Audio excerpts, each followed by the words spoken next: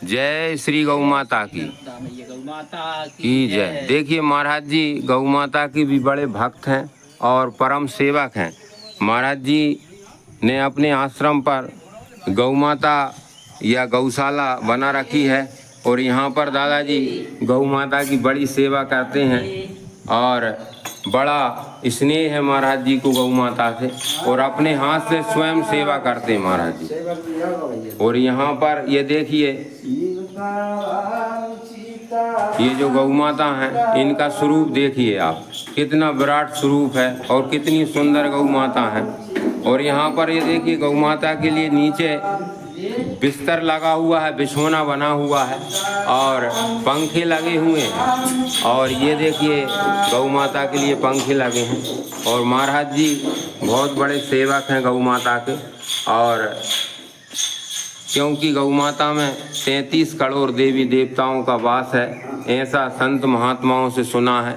और महाराज जी अपने हाथ से ही गौ माता का ये गोबर है, ये भी इसमें माँ लक्ष्मी जी का वास होता है। तो यहाँ पर महाराज जी बड़ी निरंतर सेवा करते हैं और बहुत ही महाराज जी परम सेवक हैं गौ माता के। बोलिए श्री गौ माता की जय। यहाँ पर देखिए ये महाराज जी ने अपने हाथों से बगीचा लगाया हुआ है। इस बगीचे में आम के वृक्ष हैं और आंवला है, केला है और ये मुनगे हैं और बिही है, अमरूद है और सभी प्रकार के वृक्ष एवं फूल यहाँ पर महाराज जी ने अपने हाथों से लगाए हैं। महाराज जी को वृक्षों से बड़ा प्रेम है और महाराज जी रमदे। अब देखिए इस घाट बरहा जो बरहा है वो भगवान श्री बारह भगवान जी ने यहाँ तपस्या की थी और जो घाट लगा है तो इसीलिए यहाँ का नाम घाट बरहा है। तो महाराज जी ने यहाँ पर 12 ज्योतिर्लिंगों की भी स्थापना की है। हम आप भक्तगणों को दर्शन कराते हैं। प्रिय भक्तगणों, इस चैनल को जो भक्त देखते हैं, देखिए महाराज जी ने यहाँ पर 12 ज्योतिर्लिंगों की स्थापना की है। और अब ये जिस गांव का जो नाम है अब पूर्ण हुआ है। ये देखिए नंदी भगवान यहाँ पर विराजमान हैं और यहाँ पर अब हम आपको दर्शन कराते हैं 12 ज्योतिर्लिंगों के। ये देखिए श्री सोमनाथ भगवान की जय हो और ये श्री मल्लिकार्जुन भगवान की जय हो। और यहाँ पर श्री महाकालेश्वर भगवान विराजमान हैं। और अब देखिए आप श्री ममलेश्वर जी यहाँ पर विराजमान हैं। और अब हम आपको दर्शन कराते हैं श्री बैजनाथ धाम के। और अब देखिए भक्तों श्री भीमा शंकर जी यहाँ पर विराजमान हैं। और यहीं पर महाराज जी ने बड़ा सुंदर और भव्य श्री नर्मदा मैया का मंदिर भी बना हुआ है। और इन्हीं ज्योतिर्लिंगों के बीच में श्री नर्मदा मैया का ये विशाल मंदिर बना है। नर्मदे हर। ये देखिए मैया की कितनी सुंदर प्रतिमा मूर्ति है। मैया साक्षात विराजमान है यहाँ पर। नर्मदे हर। तुदीय पाद पंकजं नमामि देवी नर्मदे। तुदीय पाद पंकजं नमामि माते नर्मदे। नमामि देवी नर्मदे। अब ये माँ का जो मंदिर ये 12 ज्योतिर्लिंगों के बिल्कुल बीचों बीच बना है। ये देखिए भक्तों अब श्री रामेश्वर धाम के दर्शन हम आपको करा रहे हैं। अब देखिए श्री नागेश्वर जी भगवान, उसके बाद देखिए श्री काशी विश्वनाथ जी, काशी विश्वनाथ जी के दर्शन करिए। और इसके बाद ये श्री त्र्यंबकेश्वर भगवान भोलेनाथ जी त्र्यंबकेश्वर जी हैं। और अब देखिए भक्तों इसी श्री केदारनाथ जी, श्री केदारेश्वर भगवान की जय हो। और उसके बाद ये देखिए श्री कृष्णेश्वर भगवान। ये 12 ज्योतिर्लिंग भगवान भोलेनाथ जी यहाँ पर विराजमान हैं। और ये बड़ा ही महाराज जी ने बड़ा ही सुंदर मंदिर और भव्य मंदिर बनाया है। और इस क्षेत्र में महाराज जी के अनन्य भक्त हैं। इस गांव में भी महाराज जी के बहुत प्रिय भक्त रहते हैं और सभी महाराज जी की सेवा करते हैं। और ये देखिए यहाँ पर बीचों बीच में भगवान अपने परिवार के साथ बैठे हैं।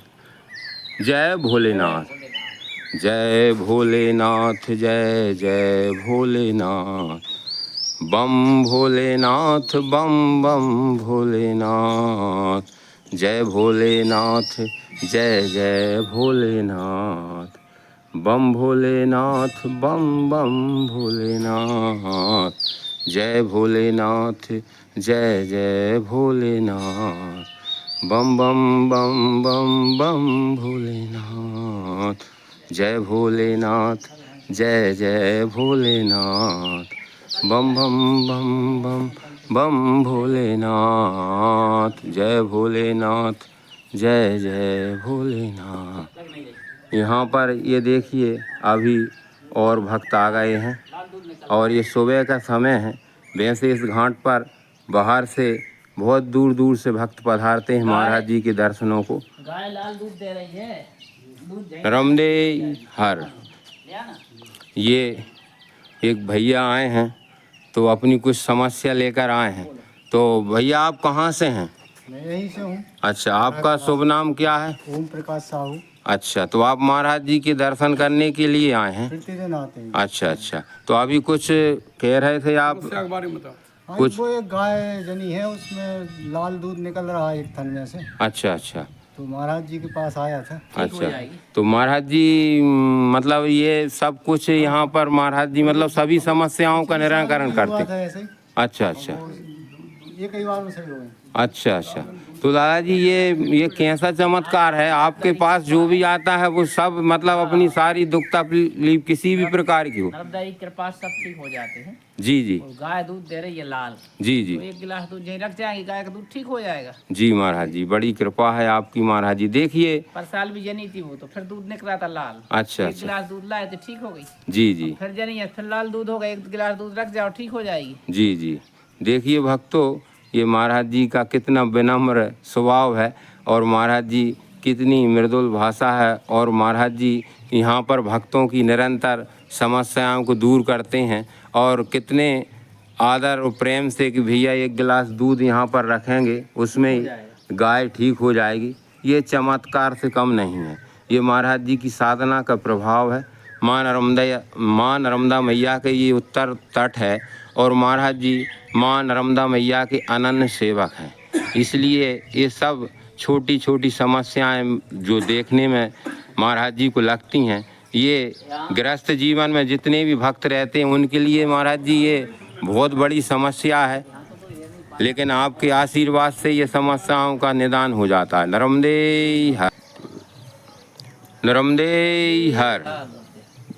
देखिए भक्तगणों, अभी जो मैंने आपको गौशाला के यहाँ से जो बगीचा बताया था महाराज जी का, अब हम इस बिल्कुल बगीचे के पास आ गए हैं।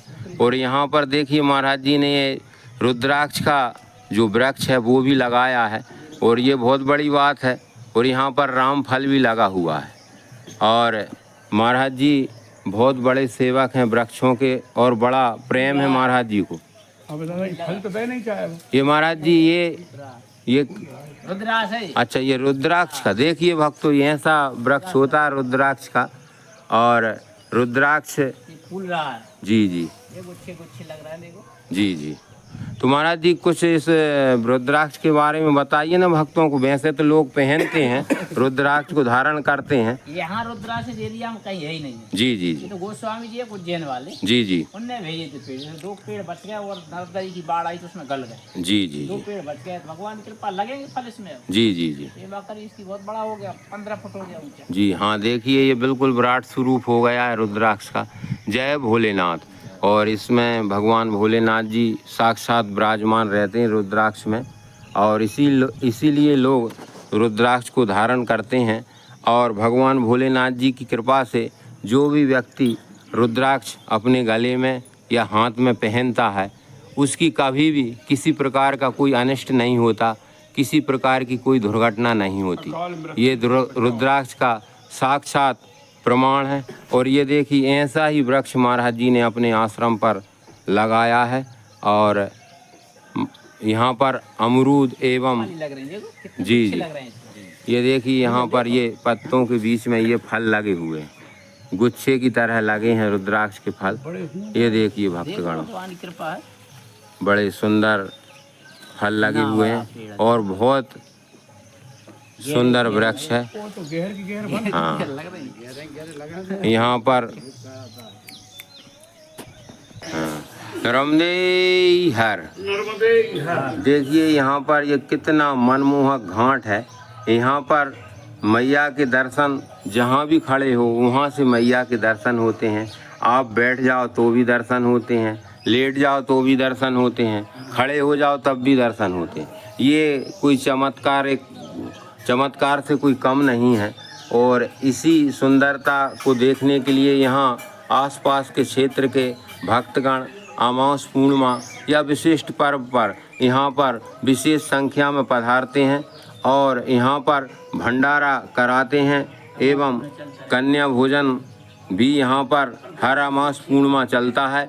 और यहाँ पर परिक्रमा वासियों की एवं साधु संतों की भी नित्य सेवा होती है और बड़ा ही सुंदर स्थान है।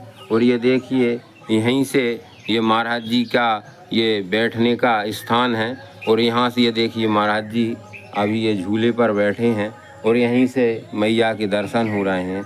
महाराज जी ये बड़े सौभाग्य की बात है कि आज हम ऐसे घाट पर आए हैं और इस घाट के दर्शन कर कर हमारी आत्मा प्रसन्न हो गई है, तृप्त हो गई है। आपके दर्शन कर धन्य हो गए।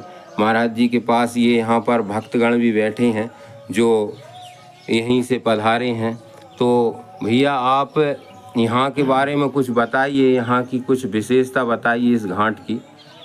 इस घाट की जो सिद्ध महाराज का स्थान है, जी जी जी पुराना जी मंदिर था यहाँ, जी जी वो फिसल गया है मतलब। जी जी तो महाराज जी जब आए थे यहाँ कोई नहीं रह पाते, जी जो भी आते वो चले जाते थे, जी नहीं जी रह पाते। जी अंदर जगह थी, जी रात्रि में कोई रह नहीं पाया। यहाँ प्रयास किया तो भाग नहीं पड़ा है। अच्छा अच्छा। महाराज जी रुके हैं यहाँ आके। हाँ तो वो तो ये सिद्धों की भूमि है तो यहाँ पर सिद्ध तपस्वी संत रुक सकते हैं।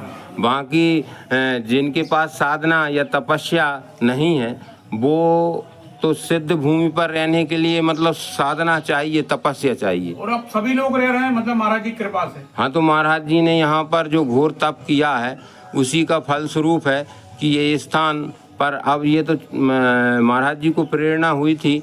महाराज जी ने अभी सत्संग में बताया था कि जब वो 2010 में इस घाट पर आए थे तो यहाँ पर नर्मदा मैया की और श्री सिद्ध महाराज जी की ही उनको प्रेरणा हुई थी।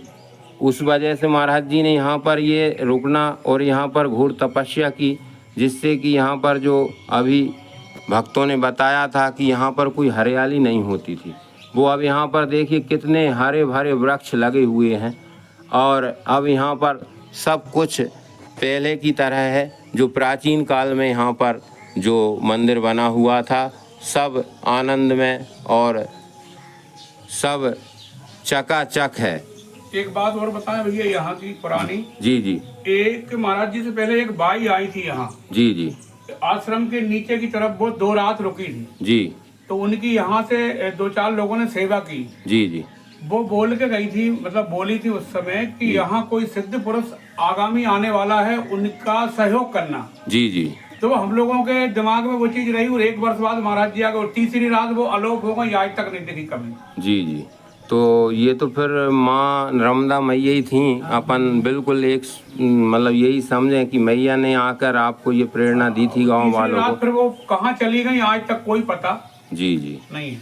जी लेकिन वो बोल के गई थी कि यहाँ कोई महापुरुष आने वाले हैं, उनका सहयोग जी करना। जी तो ये दादाजी महाराज जी पधार गए। जी जी बहुत बढ़िया। देखिए ये दादाजी यहाँ पर पधारे हैं। नर्मदे हाँ।